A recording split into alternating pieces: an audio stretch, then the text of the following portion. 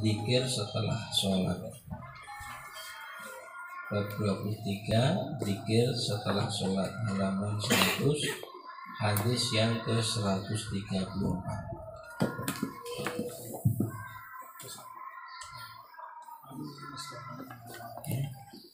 Sudah dibuka semuanya, halaman 100, bab 23 zikir setelah sholat, hadis yang ke 134.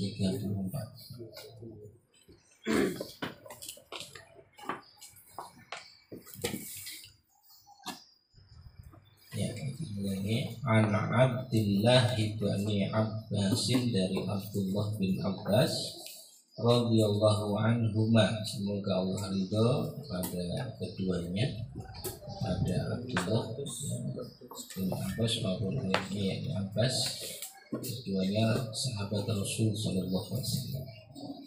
Anna raf'as sauti bidzikr, sesungguhnya raf'as sauti, mengangkat suara. Mengangkat suara maksudnya mengeraskan suara, bidzikri, dengan berzikir. Hina yang sharifun nas, ketika orang-orang telah selesai minal maktubah, dari sholat yang wajib. Karena ala ahdi Rasulullah sallallahu alaihi wasallam, adalah yang demikian itu terjadi pada masa zaman Rasulullah sallallahu alaihi wasallam. Qala Ibnu Abbas, Ibnu Abbas radhiyallahu anhu berkata, kuntu a'lamu, dulu aku mengetahui, idzan sarafu bidzalika, apabila mereka telah selesai, orang-orang telah selesai dari yang demikian, itu dari sholatnya, idza sami'tuhu, apabila mendengarnya, dengar suara zikir tadi. Jadi berzikir dengan suara keras dalam arti terdengar, itu terjadi dan dilakukan di masa Nabi, bukan sesuatu yang sebagian orang menganggap bid'ah. Hadis sahih riwayat Muslim. Hanya persoalannya adalah praktek sehingga zikir itu terdengar adalah pada problem teknis. Apakah itu berarti berzikirnya bareng-bareng atau suaranya keras saja sehingga terdengar? Itu problem teknis yang tidak dijelaskan secara spesifik di dalam teks hadis. Nah, sebagian ulama yang memilih kehati-hatian maka tidak menjelaskan secara khusus bahwa hal itu dilakukan secara bersamaan, tetapi mereka berzikir hanya terdengar suara keras zikirnya. Nah, adapun yang melakukannya dengan bersama-sama menganggap bahwa hal itu juga dimungkinkan dari teks hadis yang demikian. Nah, sifatnya dimungkinkan, maka yang memilih hati-hati tidak melakukan secara bersamaan, karena pada asalnya berzikir itu diperintahkan kepada masing-masing individu. Adapun praktek secara bersama-sama itu sifatnya tafsiran atau mafhum, apa yang dipahami dari teks hadis tadi. Tetapi dengan demikian kita tidak bisa kemudian menyalahkannya secara mutlak atau menganggap pemahaman yang benar secara mutlak demikian. Wa fi lafzin, pada satu redaksi disebutkan, ma kunna na'rifu, tidaklah kami mengetahui, inqida'a sholati Rasulillah, telah selesainya sholat Rasulullah SAW, illa bitakbir, kecuali dengan adanya takbir. Suara takbir itu terdengar, dilafalkan oleh Rasul SAW, sehingga didengar oleh para sahabat. di antara zikir setelah sholat adalah membaca takbir, dan itu terdengar, dan itu berarti dikeraskan suaranya sehingga sangat terdengar.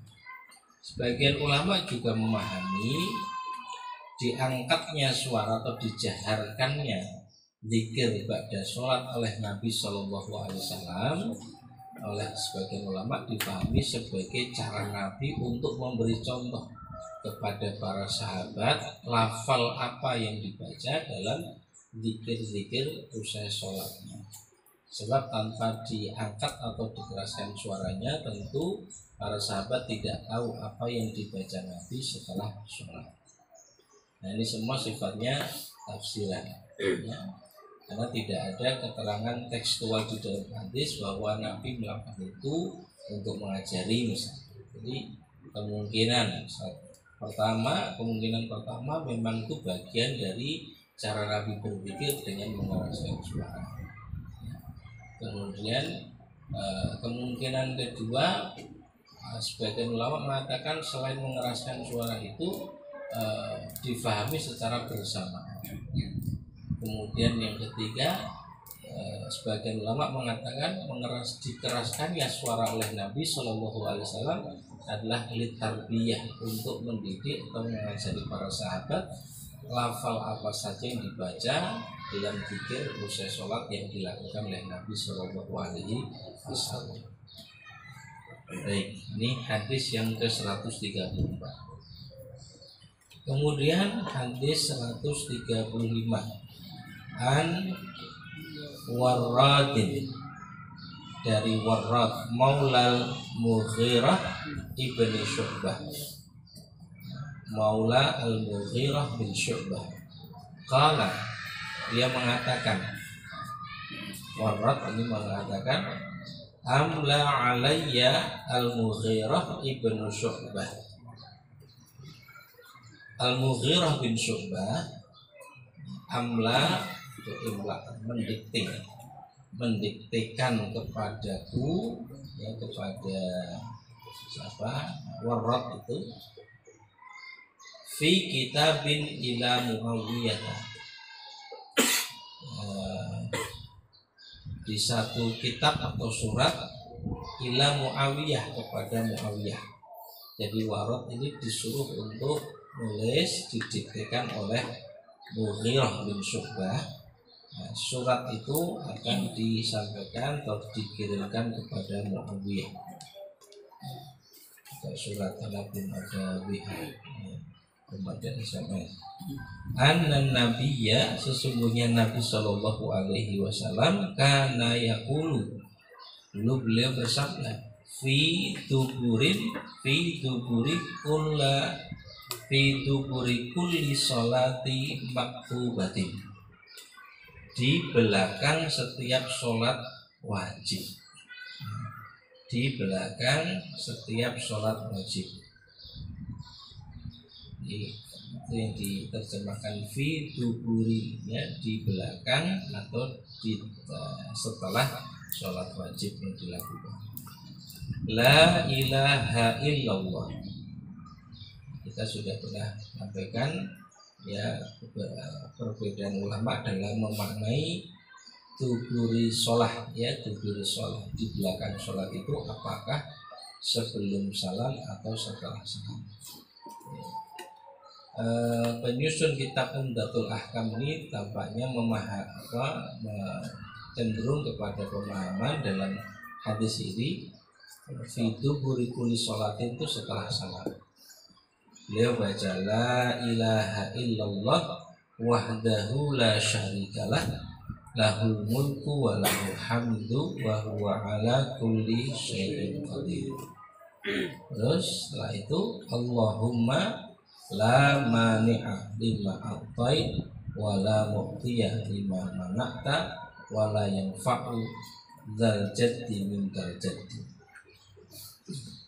Maknanya la ilaha illallah, tidak ada ilah Tuhan yang layak untuk disembah, yang berhak disembah, diibadahi kecuali Allah. La syarikalah, tidak ada sekutu baginya. Lahul mulku, miliknya kerajaan. walahul hamdu, miliknya pula segala pujian, wa huwa ala kulli syai'in qadir, dan dia maha kuasa atas segala sesuatu. Allahumma, ya Allah, la mani'a, tidak ada yang bisa mencegah, menghalangi, lima a'tait, ya, sesuatu yang engkau berikan, wala mu'tiya, tidak ada pula orang yang bisa memberi, lima manakta, apa yang engkau cegah, wala yang fa'udzal jati mingal jati, dan kekayaan seseorang tidak akan, yang fa'u tidak akan bermanfaat terhadap kamu, darimulah kekayaan itu datang. Tsumma wafattu, lalu aku diutus untuk menemui Muawiyah. Ba'da dzalika, setelah itu, ala Muawiyah, untuk bertemu dengan Muawiyah. Fasami'tumuhu, lalu aku mendengarnya, ya'murun nasa bidzalik, mendengarnya itu mendengar Muawiyah, ya'muru, memerintahkan annas, manusia, banyak orang, bidzalika, dengan yang demikian. Ya. Jadi Mughirah bin Syu'bah memerintahkan Warad, ya, untuk menulis, didikte oleh Mughirah bin Syu'bah. Surat ini nanti akan dikirimkan ke Muawiyah. Isi suratnya apa? Isi suratnya adalah tentang zikir yang dibaca Nabi setiap selesai sholat yang 5 waktu. La ilaha illallah wahdahu la syarikalah, lahul mulku wa lahul hamdu wa huwa ala kulli syai'in qadir. Allahumma la mani'a lima ataita wa la mu'tiya liman mana'ta wa la yanfa'u dzal jaddi minkal jaddi. Menjamak dua sholat ketika bepergian jauh.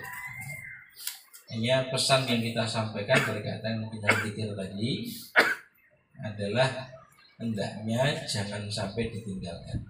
Begitu selesai sholat, ya, sempatkan untuk membaca kalimat-kalimat zikir tadi, karena besarnya keutamaan, ya, dengan membaca kalimat-kalimat tadi. Di beberapa hadis yang lain disebutkan, barang siapa membaca tadi tasbih 33 kali, tahmid 33 kali, takbir 33 kali, lalu disempurnakan bilangannya menjadi 100 dengan la ilaha illallah wahdahu la syarikalah sampai syai'un qadir itu, maka dosanya akan dihapuskan oleh Allah meskipun sebanyak 1000 bilangan. Itu kan rahmat kasih sayang Allah yang kita melakukan hanya beberapa detik atau beberapa menit, nggak sampai 1 menit, ya. Itu keutamanya demikian besar, ya. Allah berkenan untuk menghapuskan dosa-dosa kita. Ya, sekarang bab yang ke-24, menjamak dua sholat ketika bepergian jauh. Di menjamak sholat ini termasuk bagian dari rukhsah, keringanan yang diberikan oleh Allah Subhanahu wa Ta'ala. Kebolehan untuk menjamak itu karena kesulitan yang secara umum akan dialami oleh orang yang tengah melakukan perjalanan. Jadi kita nanti akan ketemu dalil-dalil baik dalam Quran maupun Sunnah Nabi bahwa kondisi di mana seseorang di situ akan mengalami kesulitan untuk melaksanakan perintah Allah, maka pasti nanti ada syariat atau ketentuan dari Allah dan Rasulnya untuk membuat lebih ringan pelaksanaan amalan tersebut. Ya. Contoh yang sedang kita pelajari dalam hal ini adalah sholat. Sholat yang semestinya telah ditetapkan waktu-waktunya, ya, sholat pada waktu-waktunya itu disebut hafidhu ala, di sholat apa dia? Pada waktu-waktunya, kerjakan sholat pada waktu-waktunya, sholat ala waktiha. Kemudian ada ayat, saya suka pokoknya, di satu ayat disebutkan bahwa inna sholata kanat alal mu'minina kitaban mawquta. Sesungguhnya sholat merupakan kewajiban atas orang-orang beriman yang telah ditentukan waktu-waktunya. Nah, pada asalnya atau semestinya sholat itu dilakukan pada waktu yang sudah ditetapkan. Lalu Nabi SAW menjelaskan dalam beberapa hadis kapan pelaksanaan ibadah sholat subuh, kapan zuhur, kapan asar, kapan maghrib, kapan isya, kapan, sudah ada waktunya. Nah, tetapi ada kondisi, masuk di dalam bahasan di sini adalah kondisi bepergian atau musafir atau safar, yang secara umum orang yang melakukan bepergian itu akan mengalami kesulitan untuk bisa sholat pada waktu-waktu yang ditetapkan tadi. Ya. Bahkan di satu hadis Nabi menyebutkan perjalanan itu sebagian dari siksaan. Ya, ada kesulitan yang pasti akan ditemui oleh orang yang tengah dalam perjalanan. Karena ada kesulitan, kemudian datanglah kemudahan, yaitu kemudahan untuk menjamak sholat. Bahkan selain menjamak juga mengkosor. Jamak itu menggabungkan dua sholat yang pada asalnya dilakukan pada dua waktu yang berbeda, tetapi pelaksanaannya menjadi dikerjakan pada waktu yang sama. Kalau dikerjakan pada waktu sholat yang pertama maka disebut dengan jamak takdim. Jika dilakukan pada waktu sholat yang kedua maka disebut dengan jamak ta'khir. Ya. Contoh sholat pertama, sholat kedua itu adalah misalnya zuhur dengan asar. Ya, zuhur berarti sholat pertama, asar itu sholat kedua. Kalau pelaksanaannya dilakukan di waktu zuhur asar, tapi dilaksanakan di waktu zuhur, maka disebut dengan jamak takdim. Kalau zuhur asar dilaksanakan di waktu asar, tapi dilaksanakan di waktu sholat yang kedua, disebut jamak takhir. Urutannya tetap zuhur dulu baru asar, hanya waktunya yang di waktu pertama atau waktu kedua. Selain kebolehan menjamak, bahkan boleh mengqashar, yaitu meringkas. Qashar itu ringkas dari jumlah 4 rakaat menjadi 2 rakaat. Dalam perjalanan mampir masjid, di masjid sedang berlangsung sholat asar berjamaah. Maksudnya kita hendak melakukan sholat jamak zuhur dan asar, tapi sampai di masjid itu sholat yang sedang dilakukan adalah sholat asar berjamaah. Tanyanya, apakah kita ikut dengan jamaah sholat asar itu? Lalu kalau ikut kemudian niatnya sholat zuhur atau sholat asar atau bagaimana? Nanti bisa dicek di dalam kitab Minhajul Muslim. Syekh Abu Bakar Jafir Al-Jazairi menjelaskan bahwa dalam kasus ini ulama berbeda pendapat. Ada yang berpendapat kita ikuti sholat jamaah di masjid itu ya, dengan niat kita mengerjakan sholat zuhur. Dengan niat kita mengerjakan sholat zuhur. Kemudian setelah selesai kita berdiri lagi untuk melaksanakan sholat asar. Tapi pendapat ini menurut Syekh Al-Jazairi tidak benar, karena didapatkan hadis Nabi SAW bahwa tidak boleh menyelisihi apa yang dilakukan oleh imam. Atau di hadis lain disebutkan innama ju'ilal imam yu'tam nabi, dijadikan imam untuk diikuti. Maka dalam ini tidak boleh yang demikian. Tapi sebagai pendapat itu ada. Hanya pendapat itu menjadi tertolak dengan adanya hadis-hadis tadi. Yang kedua, sebagian ulama berpendapat kita mengikuti sholat berjamaah bersama imam dan tetap dengan niat mengerjakan sholat asar. Ya. Setelah selesai baru kemudian kita melakukan sholat zuhur. Tapi dibantah pula oleh sebagian ulama yang lain bahwa praktek seperti ini bertentangan dengan pelaksanaan yang semestinya. Yang semestinya itu artinya bada Allahu bima bada. Jadi ibda'u bima bada Allahu bi. Mulailah dari apa yang Allah memulai dengannya. Artinya kalau mestinya zuhur dulu kemudian asar, ya jangan dibalik. Ya asar terus kemudian zuhur. Jadi pendapat yang kedua ini pun dibantah oleh sebagian ulama. Kemudian Syekh Al-Jazairi sendiri di kitab Minhajul Muslim menganjurkan berpendapat begini: mengikuti sholat berjamaah asar bersama dengan imam itu Tapi setelah selesai kemudian kita berdiri lagi untuk melakukan sholat zuhur dan asar. Lalu sholat asar berjamaah dengan imam tadi bagaimana? Dinilai sebagai sholat sunnah saja. Itu keterangan Syekh Al-Jazairi. Karena di situ sedang berlangsung sholat berjamaah, jadi kita ikut saja dan nilainya menjadi sunnah. Sedangkan kita mau menjamak dua sholat zuhur dan asar itu dikerjakan setelah kita mengikuti sholat bersama imam. Itu beberapa pendapat, karena memang tidak didapati teks secara pasti ya di dalam dalil yang menjelaskan kasus seperti itu dan bagaimana semestinya melakukan. Jadi kalau kemudian kita cermati, ini masuk dalam persoalan ikhtilaf. Ikhtilaf itu satu persoalan di mana ulama berbeda pendapat. Selama tidak didapati dalil yang tegas dalam hal ini, silahkan pilih dari sekian pendapat. Ya, dari sekian pendapat ulama.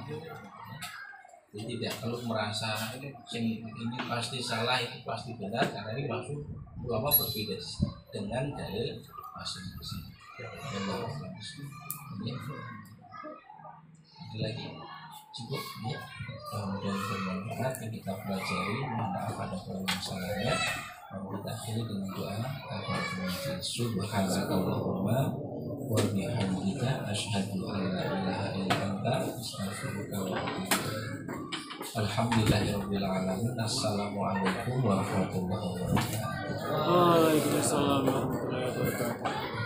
Satu souvenir, satu tangan, sejuta karya.